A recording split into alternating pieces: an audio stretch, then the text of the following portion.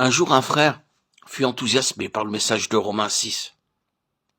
Il pensa qu'il avait désormais vu ce que signifiait Romains 6. Quelques jours après, il se querella avec sa femme. Il en est ainsi de la triste histoire de l'homme. Son Romains 6 n'était qu'une chose, des lettres dans un livre. C'est pourquoi il n'y avait pas de lumière. S'il avait vu la lumière, il n'aurait pas réagi avec son vieux moi, car il aurait été vaincu par cette lumière. Il y a de la vigueur dans la lumière. Elle peut accomplir ce que l'homme ne peut pas faire, ce que la doctrine ne peut pas faire, ce que l'aide que peuvent apporter les frères et sœurs ne peuvent pas faire, et que mes efforts ne peuvent pas faire. La lumière le réalise immédiatement. Nous pouvons considérer que nous sommes durs, mais quand brille la lumière, nous devenons malléables. Lorsque Jean vit la lumière, il devint comme mort. Il en fut de même pour Daniel. Nul ne peut voir la face du Seigneur sans toucher terre.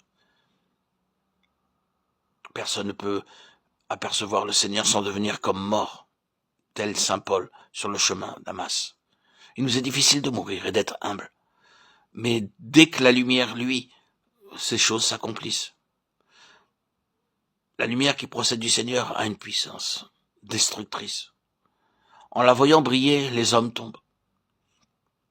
Le Seigneur Jésus lui-même est lumière.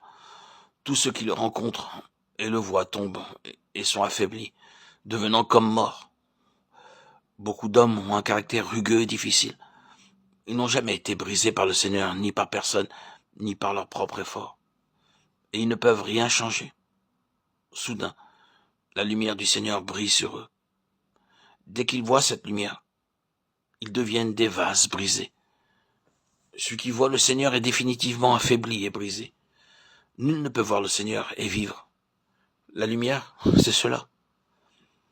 Chers amis, ne confondez jamais la lumière avec autre chose. Ce que nous appelons ordinairement la lumière n'est pas nécessairement la lumière.